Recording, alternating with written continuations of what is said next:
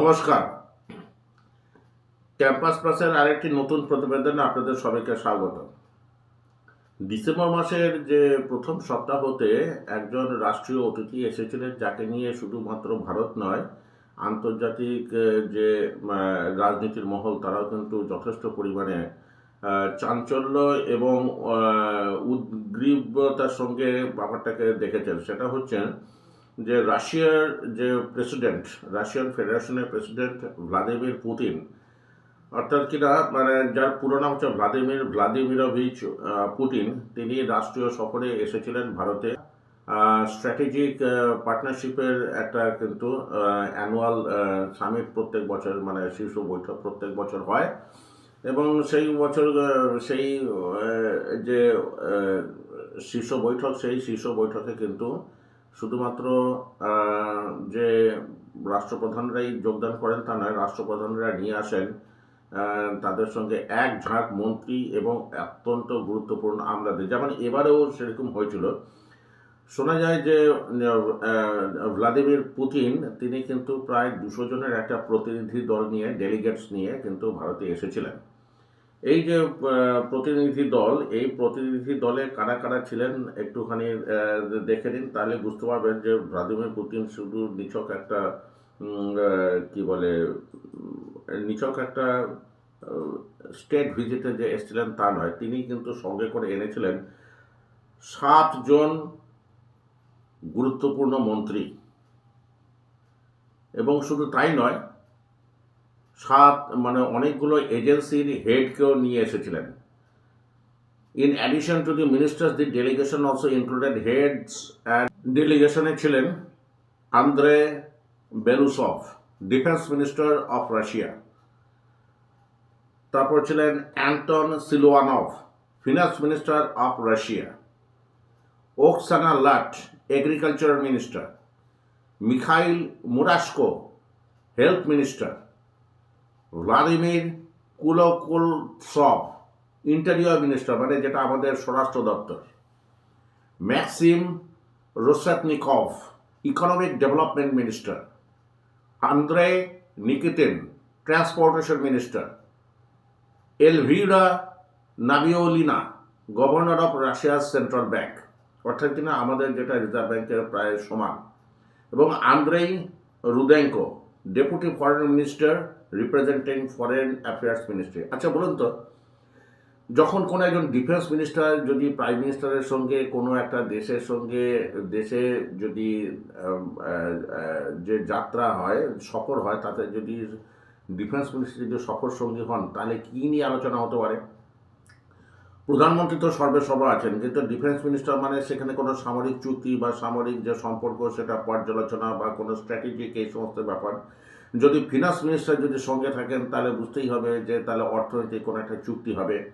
তারপর যদি interior minister বা হোম মিনিস্টার যদি থাকেন, তাহলে বুঝতে হবে যে দেশের অভ্যন্তরে যে নানা রকম যে সমস্যা আছে, সেই সমস্যাটা টেরোরিস্ট থেকে শুরু করে অবাঞ্ছিত যে সমস্ত লোকজন দেশের মধ্যে ঢুকে পড়ছে তাদের নিয়ে হতে পারে। অর্থাৎ কিনা এই যে ডেলিগেশনটা যেটা ক্যারি করছেন, সেই ডেলিগেশন থেকেই কিন্তু বোঝা যাবে যে প্রধানমন্ত্রী, যে সফরকারী যে রাষ্ট্রপ্রধান এবং সঙ্গে যে হোস্ট যে রাষ্ট্রপ্রধান, তারা কোন কোন বিষয়ে আলোচনা করতে চলেছেন। সেই দিক থেকে কিন্তু যে 7 জন মিনিস্টারকে পুতিন নিয়ে এসেছেন, সেটা কিন্তু বোঝাচ্ছে যে ভারতের সঙ্গে এখন রাশিয়ার যে সম্পর্কটা, সেটা কোথায়, যে এত বড় একটা টিম এবং এত গুরুত্বপূর্ণ সব মন্ত্রীদেরকে নিয়ে এসেছেন।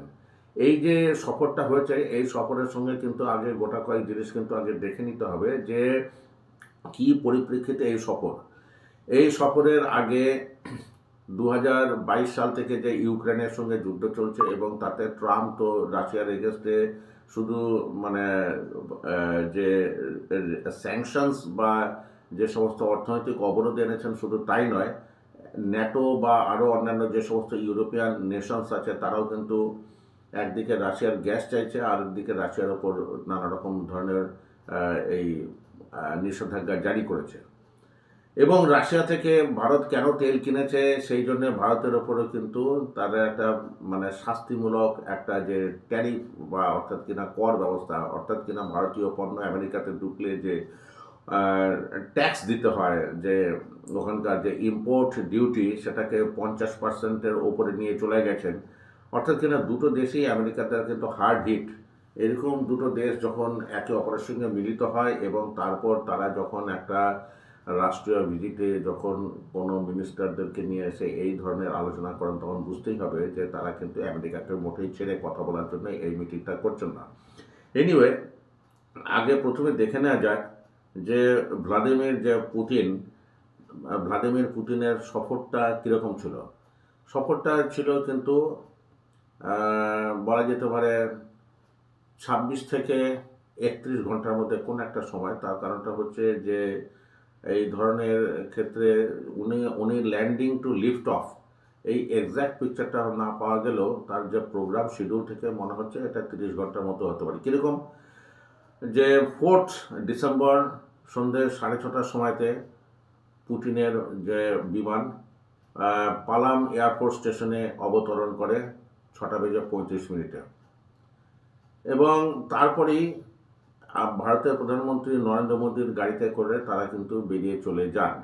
যাওয়ার পরে কোথায় গেলেন না, প্রধানমন্ত্রীর যে বাসভবন লোক কল্যাণ মার্গ, সেখানে একটা প্রাইভেট ডিনারে কিন্তু এই দুজন রাষ্ট্রপ্রধান মিলিত হন। এই একটা বলতে পারেন যে যেখানে রাষ্ট্রীয় একটা ভোজসভা হয়, তখন এই প্রাইভেট ডিনারের কি অর্থ। প্রাইভেট ডিনার হচ্ছে এমন একটা জিনিস যার কোনো রেকর্ড বাইরে আসে না, কিন্তু ব্যাপারটা হচ্ছে সেখানে দুই রাষ্ট্রপ্রধান যে আলোচনা করেন সেই আলোচনার ভিত্তিতেই কিন্তু বাকি যে সফরসূচিতে বাকি যে বৈঠকগুলো তার সুর নির্ধারিত হয়। অর্থাৎ কিনা কী কী বিষয়ে কথা বলবেন, কতটা বলবেন, এখন তার মাপ। এরপরে বাকিটুকু ছেড়ে দেওয়া হয় এই মিনিস্টার্স বা যে এজেন্সি প্রধান আছে তাদের ওপরে, যে তারা এবারে এই জিনিসটাকে সুনির্দিষ্ট পরিকল্পিত রূপ তৈরি করে নিয়ে তারপরে এমওইউ বা মেমোরান্ডাম অফ আন্ডারস্ট্যান্ডিং বা হোয়াট এভার পসিবল সেই এগ্রিমেন্টটাকে স্থাপন করা। সেই ব্যক্তিগত স্তরের যে ভোজসভা সেটা কিন্তু আনুষ্ঠানিক ভোজসভা থেকে অনেক অনেক বেশি গুরুত্বপূর্ণ, এবং পুতিনের সঙ্গে প্রধানমন্ত্রী নরেন্দ্র মোদীর এই যে বৈঠকটা সেই জন্যেই অত্যন্ত গুরুত্বপূর্ণ হয়েছে। দ্বিতীয় দিন ফ্রাইডে 5 ডিসেম্বর তার ছিল সেরিমোনিয়াল রিসেপশন। এটা তো হবে আনুষ্ঠানিক একটা সম্বর্ধনা, তো রাষ্ট্রপতি ভবনে দেওয়া হবে। এইখানে একটা বলে রাখি যে প্রধানমন্ত্রী নরেন্দ্র মোদী তিনি কিন্তু সোজা চলে গিয়েছিলেন এয়ারপোর্টে ভ্লাদিমির পুতিনকে রিসিভ করার জন্য। এই যে ভারতের সঙ্গে রাশিয়ার যে প্রোটোকল সিস্টেম আছে তাতে কিন্তু প্রধানমন্ত্রীর যাওয়ার কোনো আবশ্যকতা ছিল না, কিন্তু তিনি গেছেন এবং এটা ইন্ডিকেট করছে দুই রাষ্ট্রপ্রধানের যে ব্যক্তিগত সম্পর্ক, সেই সম্পর্ক শুধু তাই নয়, বর্তমানে তারা একে অপরকে যে গুরুত্ব দিচ্ছেন এটা হচ্ছে তার একটা সূচক। এই যে কিছুদিন আগে এসসিওতে মিটিং হয়েছিল, এসসিও মানে সাংহাই কোঅপারেশন অর্গানাইজেশন, তা সেখানেও কিন্তু চীনের যে প্রেসিডেন্ট শি জিনপিং এবং তার সঙ্গে এই ভারতের প্রধানমন্ত্রী নরেন্দ্র মোদী এবং রাশিয়ার প্রেসিডেন্ট ভ্লাদিমির পুতিন, তাদেরকে কিন্তু যেভাবে আলাপচারিতায় দেখা গেছে সেটা কিন্তু আমেরিকা ভ্রু কোঁচকানোর জন্য যথেষ্ট। তা এখন তারপর দেখা গেল যে ভ্লাদিমির পুতিনের গাড়িতে করেই ভারতীয় প্রধানমন্ত্রী কিন্তু কোনো একটা জায়গাতে গেলেন। অর্থাৎ কি না, এই যে একই গাড়িতে করে রাষ্ট্রপ্রধানদের সফর, এটা কিন্তু সম্পর্কের আন্তর্জাতিক কূটনৈতিক এবং ব্যক্তিগত সম্পর্ক দুটোকেই কিন্তু ইন্ডিকেট করে। এরপরে একটা কথা হচ্ছে কি যে প্রধানমন্ত্রী নরেন্দ্র মোদী তো অলরেডি 3rd টার্মের জন্য তো এখন সরকার পরিচালনায় রয়েছেন। এখন তার 11th ইয়ার শেষ হয়ে গিয়ে 12th ইয়ারে পড়েছে। 12th ইয়ারেরও বেশি হয়েছে, তার কারণটা 2024-এর পর আজকে 1.5 বছর কেটেছে, অতএব 12th ইয়ার রানিং। আর ভ্লাদিমির পুতিন কিন্তু 2000 সাল থেকে রাষ্ট্রপ্রধান রাশিয়ার, অর্থাৎ কিনা একজনের 25 বছর এবং আরেকজনের হচ্ছে তার ঠিক অর্ধেক।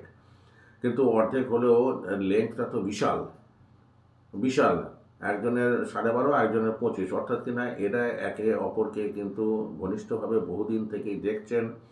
এবং রাষ্ট্রপ্রধান হিসেবে এদের মধ্যে যেহেতু বিভিন্ন প্ল্যাটফর্মে এদের কথাবার্তা হয়, অতএব এদের যে সম্পর্কের যে ব্যাপারটা, সেই সম্পর্কটা কিন্তু অত্যন্ত গুরুত্বপূর্ণ। যাই হোক, সেরিমোনিয়াল যে রিসেপশন সেটা রাষ্ট্রপতি ভবনে রাষ্ট্রপতি দ্রৌপদী মুর্মু তাকে সম্বর্ধনা দেওয়ার পর একটা গার্ড অফ অনার বা ন্যাশনাল অ্যানথেম বা জাতীয় সঙ্গীত এসব হয়ে যাওয়ার পর তারপরে কিন্তু তিনি যান রাজঘাটে। এখানে একটা ইম্পর্ট্যান্ট ব্যাপার হচ্ছে যে রাজঘাট, এই আমলে রাজঘাটের একটা আলাদা গুরুত্ব আছে এবং সেখানে রাষ্ট্রপ্রধান পুতিন কিন্তু একটা মাল্য দান করেন এবং এবং তারপর তিনি একটা বার্তাও লিখে আসেন। তারপরে শুরু হয় হায়দ্রাবাদ হাউসে প্রধানমন্ত্রীর সঙ্গে যে শীর্ষ বৈঠক। সেই শীর্ষ বৈঠকের আলোচ্য সূচিতে কী ছিল, এইটাই হচ্ছে কিন্তু মূল সুর। Trade deficit and payments issue arising from large scale Russian crude import. অর্থাৎ কিনা ভারতের সঙ্গে রাশিয়ার যে একটা ট্রেড মানে বাণিজ্যিক যে সম্পর্ক, সেটা কিন্তু সাংঘাতিকভাবে রাশিয়ার দিকে ঝুঁকে পড়া। অর্থাৎ কিনা দু দেশের যে টোটাল যে বিজনেসের সাইজ হচ্ছে কিন্তু মোটামুটিভাবে 68-69 বিলিয়ন ডলার। এর মধ্যে 63-64 বিলিয়ন ডলার শুধুমাত্র ভারতের ইম্পোর্ট এবং ভারতের যে এক্সপোর্ট সেটা মাত্র 5 বিলিয়ন ডলার। এখান থেকে বোঝা যাচ্ছে যে রাশিয়ার ওপর ভারত দিনে দিনে কেন এত নির্ভরশীল হয়ে পড়েছে। এই যে ট্রেড ডেফিসিট, এই ট্রেড ডেফিসিটের মেইন কারণটাই হচ্ছে কিন্তু তেল। আজকে এই 2025-এ ভারত তার নিজের যে আভ্যন্তরীণ প্রয়োজন তার 35% কিন্তু আমদানি করে রাশিয়া থেকে। অতএব যে তেলের বিল যে একটা বিশাল ব্যাপার, সেটা তো অস্বীকার করার কোনো উপায় নেই। অতএব এইটা একটা যে নানা রকম কী অসুবিধা হবে সেটা একটা চুক্তি হয়েছে পরবর্তীকালে, তাতে ব্যাখ্যা করার চেষ্টা করব। 2 নম্বর ইস্যু যেটা ছিল সেটা হচ্ছে impact of sanctions and tariff on Russian oil linked imports into India. তো আমেরিকা তো ভারতের উপরে তো একটা তো যে ট্যারিফের ওপর ট্যারিফ পেনাল ট্যারিফ তো চাপিয়েছে এবং তার ফলে যে উদ্ভূত পরিস্থিতিতে, অর্থাৎ কিনা ভারত যদি হঠাৎ বলে যে তেল কিনবো না, এবং রাশিয়ারও তো অর্থনীতি অবরুদ্ধ হয়ে গেছে, অত ভারত তেল না কিনলে রাশিয়ারও অসুবিধে, আবার তেল কিনলে ভারতের সঙ্গে আমেরিকার সম্পর্ক খারাপ হচ্ছে। অর্থাৎ দুই দেশেরই কিন্তু একটা টাইট রোপ ওয়াকিংয়ের ব্যাপার আছে। তারপরে 3 নম্বর জিনিস হচ্ছে ডিফেন্স কোঅপারেশন, অর্থাৎ কিনা সামরিক ক্ষেত্রে যে সহযোগিতা, পারস্পরিক সহযোগিতা এবং লজিস্টিক সাপোর্ট এগ্রিমেন্ট, এটাও কিন্তু একটা বিশাল ব্যাপার আছে। সেটাও এই এপিসোডেই একটু পরবর্তী ক্ষেত্রে আলোচনা করব। এবং তার সঙ্গে রয়েছে নিউক্লিয়ার এনার্জি কোঅপারেশন এবং লং টার্ম প্রজেক্ট এবং new framework for strategic economic cooperation till 2030। এই জিনিসগুলো কিন্তু আলোচনা করতেই হবে। তার কারণটা হচ্ছে যে এই পুতিনের সঙ্গে ভারতের যে কী আলোচনা হলো, তার উপর কিন্তু বিশ্বের রাজনীতি এবং অর্থনীতি অনেকটা পরিমাণে কিন্তু নির্ভর করছে। তো এখন সবকটা এগ্রিমেন্ট হয়তো আলোচনা করা যাবে না, কিন্তু তার সত্ত্বেও একটা ছোট্ট আউটলাইন দিয়ে রাখি যে কী কী ব্যাপারে মানে এগ্রিমেন্টগুলো হতে চলেছে বা হয়েছিল। যেমন ট্রেড অ্যান্ড ইকোনমিক কোঅপারেশন, অর্থাৎ কিনা বাণিজ্য এবং আর্থিক যে সহযোগিতা। 2 নম্বর হচ্ছে মাইগ্রেশন অ্যান্ড লেবার মোবিলিটি, অর্থাৎ কিনা যে এক দেশ থেকে একদল যারা কাজ করতে অপর দেশে যান তাদের জন্য কিছু চুক্তি। তারপরে হেলথ, ফুড সেফটি এবং মেডিকেল কোলাবোরেশন, স্বাস্থ্য এবং চিকিৎসা ক্ষেত্রে যে দু দেশের মধ্যে সহযোগিতা বাড়ানো। তারপরে ম্যারিটিম অ্যান্ড পোলার শিপিং কোঅপারেশন, অর্থাৎ কিনা যে ভারতের সঙ্গে রাশিয়ার যে পোলার অঞ্চলে যে যে একটা মানে যাকে বলে করিডোর, সেই করিডোর অনুযায়ী বাণিজ্যে রাশিয়ার সহযোগিতা পায়। এতে কিন্তু একটা বিশাল, রাশিয়া কিন্তু পৃথিবীর সর্ববৃহৎ দেশ এবং নর্থ পোল থেকে সাউথ পোল পর্যন্ত প্রায় তার বিস্তৃতি, এবং সেক্ষেত্রে যদি তার তীর বরাবর যদি ভারত যদি তার সহযোগিতা পায়, তাহলে ভারতীয় পণ্যের যে চলাচল করার যে সুবিধাটুকু বা তার যে অন্যান্য বিজনেসের সুবিধে সেটা তো আছে। এর সঙ্গে হচ্ছে এগ্রিকালচার এবং ফার্টিলাইজার কোঅপারেশন, কৃষিক্ষেত্র এবং যে সার, ভারত কিন্তু রাশিয়া থেকে বিপুল পরিমাণে সারও আমদানি করে। তারপরে হচ্ছে media, broadcasting, culture and academic exchange, অর্থাৎ কিনা শিক্ষা, সংস্কৃতি, মিডিয়া। মিডিয়া মানে কি, এখন ওয়ার্ল্ড মিডিয়াতে যা দেখা যাবে সেটা হচ্ছে সবই কিন্তু ভারতের বিরুদ্ধে। কিন্তু এই যে ভারতের সঙ্গে যে চুক্তি হলো রাশিয়ার, এতে কিন্তু একটা যে রাশিয়া থেকেও কিন্তু এখানে একটা চ্যানেল খোলা হচ্ছে, যেখানে Indian perspective will be aired.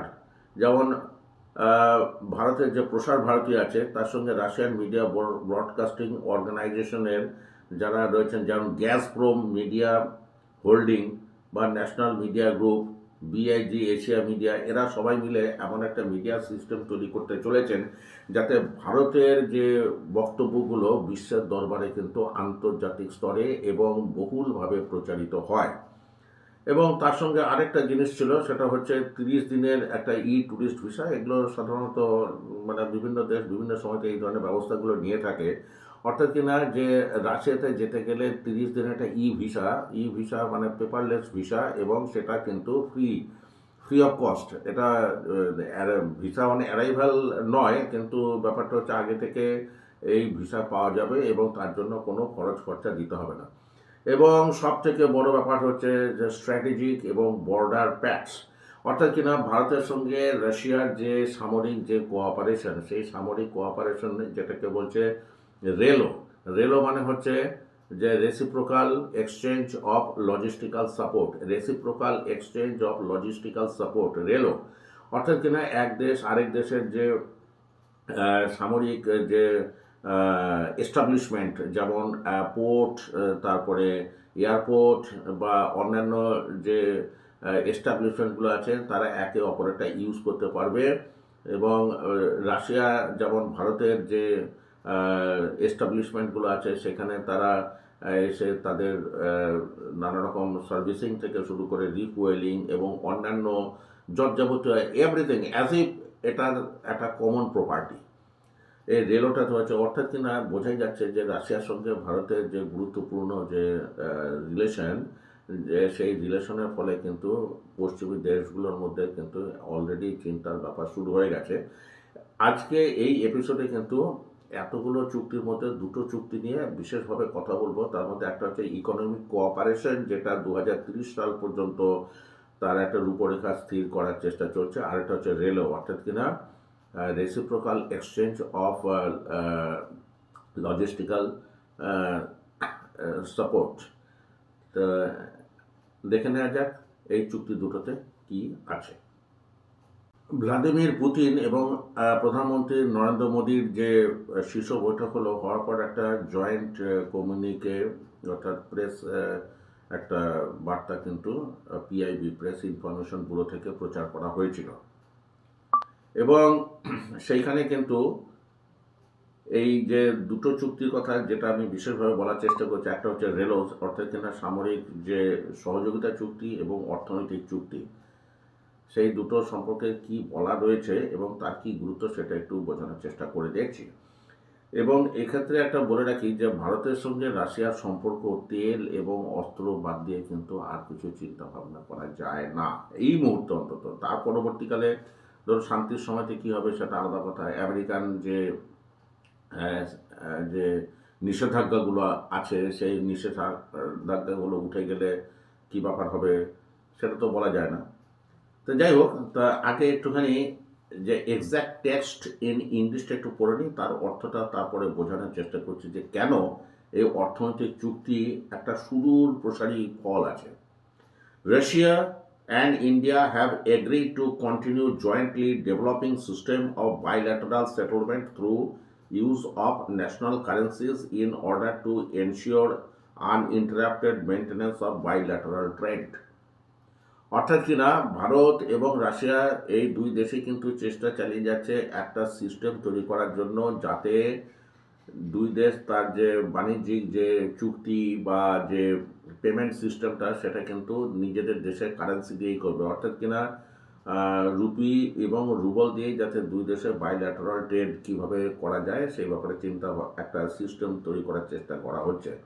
Additionally, the sides have agreed to continue their consultations on enabling interoperability of national payment system, financial messaging system, as well as central bank digital currency platforms. অর্থাৎ কি না, এই যে ধরুন এটা কি অর্থাৎ কিনা যে ধরুন ভারতে যেমন একটা ইউপিআই আছে, ইউনিফাইড পেমেন্ট ইন্টারফেস। তা এখন এর মাধ্যমে আমরা যেমন গুগল পের মাধ্যমে ভারতের একজন আরেকজনকে খুব ইজিলি টাকা পয়সা ইনস্ট্যান্টলি পাঠাতে পারেন বাই ফোনপে অথবা গুগল পে এটসেট্রা। তেমনি যদি অন্য কোনো দেশ যেমন সিঙ্গাপুর, জাপান এই ধরনের বা মধ্যপ্রাচ্যের কিছু দেশ আছে, তারা কিন্তু অলরেডি এর মাধ্যমে এই সিস্টেমের অঙ্গ হয়েছে এবং তার ফলে হয়েছে কি যে রুপির এগেনস্টে ধরুন জাপানিজ ইয়েনের এগেনস্টে ভারতীয় রুপিতে যদি ধরুন আজকে ভারত থেকে জাপান থেকে কেউ হয়তো কোনো একটা জিনিস কিনবেন, তো যদি দুজনের মধ্যে এই ইউপিআইয়ের মাধ্যমে যদি ব্যাপারটা করা যায় তাহলে কিন্তু দেখা যাবে যে ভারতীয় টাকার যে সমমূল্যের যে ইয়েন সেটা কিন্তু জাপানি বিক্রেতার কাছে পৌঁছে গেছে। তেমনি জাপানি ক্রেতা যদি কোনো ভারতীয় জিনিস কিনতে যান, তিনি যদি ইয়েন দেন তাহলে ভারতীয় রুপিজে কিন্তু ভারতীয় বিক্রেতার কাছে সেটা চলে যাবে। তবে এগুলো জেনারেলি হচ্ছে একটু খুচরো ব্যবসা বা ট্যুরিস্ট এদের জন্য, কিন্তু এখনও বাল্কে যে হাজার হাজার কোটি কোটি টাকার যে এক্সচেঞ্জগুলো হয় সেটাকে এখনও করার মতো জায়গাতে এখনও হয়নি, কিন্তু সেই সিস্টেমটা গড়ে তোলার চেষ্টা চলছে। এইবারে দেখুন যে ভারতের সঙ্গে রাশিয়ার যে ইকোনমিক কোঅপারেশন 2030 সাল পর্যন্ত যে চুক্তিটা করার চেষ্টা চলছে তাতে হচ্ছে যে রুপি রুবল এক্সচেঞ্জ, অর্থাৎ কিনা ভারত রাশিয়া থেকে তেল বা অস্ত্র যদি ইন্ডিয়ান রুপিসে পেমেন্ট করে তাহলে চিন্তা করতে পারছেন যে কতটা পরিমাণে এই যে হার্ড কারেন্সি মানে যে ডলার, ইউরো বা আরও অন্যান্য যে ইম্পর্ট্যান্ট যে সমস্ত আরবের যে কারেন্সিগুলো সেগুলো কতটা বেঁচে যাবে। আজকে রাশিয়ার অবস্থা কী হচ্ছে, স্যাংশনের জন্য রাশিয়াকে আজকে ভারতেরও তেল বিক্রির ওপরে অনেকটা নির্ভর করতে হচ্ছে। রাশিয়া থেকে সুলভে তেল পেয়ে ভারত তার অনেকটা আবার এক্সপোর্টও করে বিদেশি মুদ্রা আর্ন করার জন্যে, কিন্তু জেনে শুনেও রাশিয়া ভারতকে সেই সুযোগ সুবিধা দিতে বাধ্য হচ্ছে। তার কারণটা হচ্ছে আমেরিকান যে নিষেধাজ্ঞা আছে, তার ফলে ভারত একটা তার বিশ্ব বাণিজ্যের একটা যাকে বলে মানে কী বলে গেটওয়ে, যে ভারতকে তো অস্বীকার করা যাচ্ছে না। এবং তার সঙ্গে আরেকটা ব্যাপার হচ্ছে কি যে আজকে যদি ভারত যদি রুবলে ভারত যদি রুপিতে পে করে তাহলে রাশিয়ার পক্ষে সেটা হয়তো কিছুটা অসুবিধাজনক, কারণ ভারতীয় রুপি দিয়ে শুধুমাত্র ভারতীয় পণ্য কেনার ছাড়া আর অন্য কোনো জিনিস তো কেনা যাবে না। ভারতের পণ্য তো ভারতের বাইরে কোনো পণ্যতে ভারতীয় টাকার তো সেইভাবে তো কোনো এখনও পর্যন্ত স্বীকৃতি পায়নি বা সেই স্ট্যাটাস এখনও পৌঁছয়নি। ফলে রুবল যে এক্সচেঞ্জ ব্যাপারটা আর একটা প্রথমেই বলেছিলাম যে প্রায় $65 যে ভারত রাশিয়া থেকে আমদানি করে এবং তার বদলে $5 বিলিয়ন যে ভারত এক্সপোর্ট করে, তাতে আনইউজড যে রুপি রাশিয়ান ব্যাংকে জমা পড়ে যাচ্ছে এবং এই টাকার বিনিময়ে তাকে আবার তো বিভিন্ন সেন্ট্রাল ব্যাংক থেকে তো ডলারই কিনতে হয় এবং সেটাও কিছুটা ক্ষতিপূরণ দিয়েই, কিন্তু রাশিয়ার এখন যে অবস্থা তাতে সেটা মেনে নিতে বাধ্য হচ্ছে।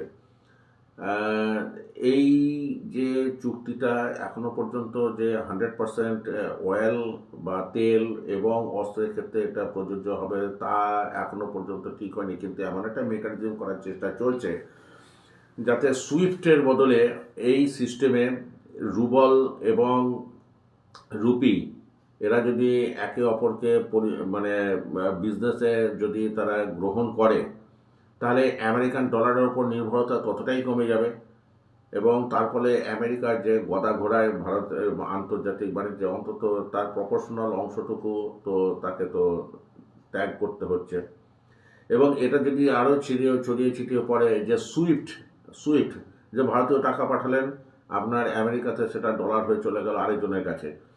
এবং এটা বদলে যদি ভারতের যে পেমেন্ট সিস্টেমটা যদি ইন্টারন্যাশনাল যদি অ্যাক্রেডিটেশন পায়, ইন দ্যাট কেস সুইফট আজকে আমেরিকার যে ডলারের যে একটা যে সাম্রাজ্য চলছে, সেই ডলার সাম্রাজ্যে কিন্তু ভাঙন আসাটা অত্যন্ত স্বাভাবিক ব্যাপার। এবং এই জন্যেই কিন্তু আজকে আমেরিকানরা কিন্তু ভারতের সঙ্গে রাশিয়ার এই মাখামাখিটাকে মোটেই ভালো চোখে দেখছে না। একদিকে তো সামরিক চুক্তি রয়েছে, আরেকদিকে রয়েছে এই অর্থনৈতিক চুক্তি। এবং বিভিন্ন রাশিয়ান বা বিভিন্ন যে পশ্চিমী যে মিডিয়া আছে তাতে বলা হচ্ছে there was no major agreement on oil and weapons. কিন্তু ঘটনাটা হচ্ছে কি, যে যে জায়গাতে এই দুই রাষ্ট্রপ্রধান আলোচনা সেরেছেন, তাতে ধরুন ওই ধরনের কোনো একটা ফর্মাল চুক্তির কথা যদি কেউ সামনে নাও দেখতে পান, তাহলেও কিন্তু এটা মেনে নিতেই হবে যে তার থেকে অনেক বড় চুক্তি কিন্তু এবারে হয়ে গেল। এবং 2030-এর মধ্যে যদি এই সিস্টেমটা চালু হয়, তাহলে কিন্তু বুঝতেই হবে যে আমেরিকার যে ছুরি ঘোরানোর দিন কিন্তু শেষ হয়ে আসছে। এই অর্থনৈতিক চুক্তির হচ্ছে এখানেই গুরুত্ব। এরপরে আমরা দেখব যে সামরিক যে স্ট্র্যাটেজিক যে চুক্তি হয়েছে, সেই চুক্তিটা কীরকম। এই যে রেলোস, অর্থাৎ কিনা reciprocal exchange of logistics agreement, এটার প্রয়োজনটা কোথায় বা উদ্দেশ্যটাই বা কী? এটার অর্থ হচ্ছে দুই দেশ একে অপরকে সামরিক ক্ষেত্রে কিভাবে সহায়তা করতে পারে। আজকে রাশিয়ার ম্যাপটা দেখুন, প্রায় গোটা বিশ্বে এ প্রান্ত থেকে ও প্রান্ত পর্যন্ত রাশিয়া বিস্তৃত আছে। এদিকে ইরান তো ওদিকে নর্থ পোল। এবং এর যে পাশাপাশি যে এর রাশিয়ার যে এই সীমান্ত বরাবর বা আরও অন্যান্য জায়গাতে যে রাশিয়ার যে মিলিটারি যে এস্টাবলিশমেন্টগুলো আছে, আজকে ভারত, পাকিস্তান হোক বা অন্য যে কোনো মধ্যপ্রাচ্যে যেখানেই হোক বা চীনের বিরুদ্ধেই হোক, তাকে যদি একটা ভ্যান্টেজ পয়েন্ট পেতে হয় যেখান থেকে ভারতের পক্ষে নজরদারি করা সম্ভব, অনেক ক্ষেত্রে হয়তো দেখা যাবে যে সামরিক আক্রমণ বা প্রতিরক্ষা এই সমস্ত ব্যাপারটা পরে করা সম্ভব, রাশিয়া কিন্তু ভারতকে সেই সুযোগটা করে দিচ্ছে। এবং ভারত মহাসাগরের অঞ্চলে রাশিয়ার সত্যিকার বলতে কি, যে এইখানে ভারতের কোনো রকম এইখানে রাশিয়ার কোনো রকম এন্ট্রি এখনো পর্যন্ত হয়নি। কিন্তু আজকে যে চুক্তিটা যেটা হলো, তাতে কিন্তু সরাসরিভাবে রাশিয়ান যে মিলিটারি যে প্লেন হোক বা জাহাজ হোক বা আরও অন্যান্য যে সিস্টেমস আছে, তারা কিন্তু ভারতের যে এস্টাবলিশমেন্ট থেকে কিন্তু সেই সাপোর্ট পাবে, তাতে অর্থাৎ কি না, এই যে এগ্রিমেন্টটা হলো রেলোস, এর ফলে ভারতের পক্ষে কিন্তু পৃথিবীর যে কোনো অঞ্চলেই, যেহেতু রাশিয়ার যে বিস্তৃতি সেটাকে ইউজ করলে ভারতের পক্ষে কিন্তু গোটা বিশ্বের প্রায় সর্বত্রই নজরদারি করা সম্ভব হতে পারে। সাস্টেইনড অপারেশন আছে এবং অ্যান্টি পাইরেসি, এবং ধরুন ভারতীয় পণ্য বা ভারতীয় জাহাজগুলোকে যে যাকে বলে যে সিকিউরিটি দেওয়া, বা ভারতের বন্ধুস্থানীয় যে অন্যান্য দেশগুলো আছে তাদের বিজনেসের যে ভেহিকেলগুলো যে সেগুলোকেও সিকিউরিটি দেওয়া কিন্তু ভারতের পক্ষে সম্ভব হবে। তো বার্থিং ফ্যাসিলিটি, এবারে ধরুন যে সাবমেরিন থেকে শুরু করে অন্য যে কোনো ওয়ারশিপ বা এয়ারক্রাফট, এদের তো কোথাও না কোথাও মাঝ সমুদ্রে তো একটা না একটা তো কিছু প্রয়োজন হতেই পারে। তখন তো গোটা আটলান্টিক বা গোটা প্যাসিফিক পেরিয়ে তো যাওয়া সম্ভব না। এবারে কিন্তু সম্ভব হবে, যেহেতু রাশিয়া ভারতকে সেই ফ্যাসিলিটিটা দিচ্ছে। এর ফলে একটা কিন্তু স্ট্র্যাটেজিক অ্যাডভান্টেজ কিন্তু চলেই আসে।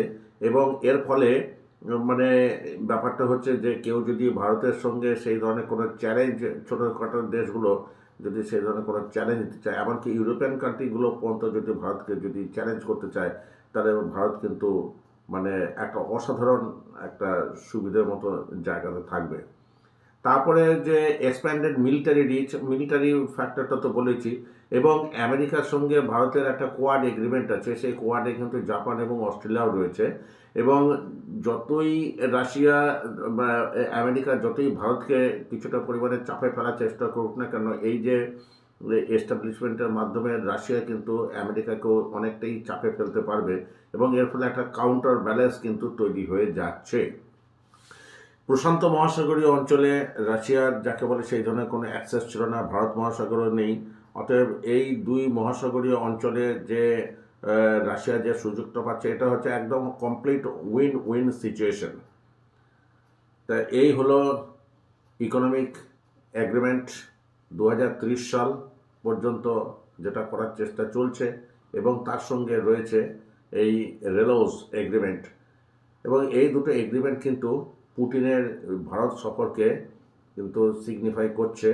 এবং চেষ্টা করলাম এই দুটো যে বিশেষ গুরুত্বপূর্ণ এগ্রিমেন্ট, সেটা কেন, কি ব্যাপার, সেটা একটু বোঝানোর জন্যে। জানি না আপনাদের কেমন লাগলো। আমি চেষ্টা করলাম যতটা সম্ভব তথ্য সমৃদ্ধ করে তোলার জন্যে, এবং আপনাদের শেয়ার, কমেন্ট, সাবস্ক্রিপশন থেকে বুঝতে পারবো যে আপনারা এতে কিভাবে রিয়্যাক্ট করছেন। আশা করি আপনাদের যে পজিটিভ যে রিয়াকশন, সেখান থেকে আমি বঞ্চিত হব না।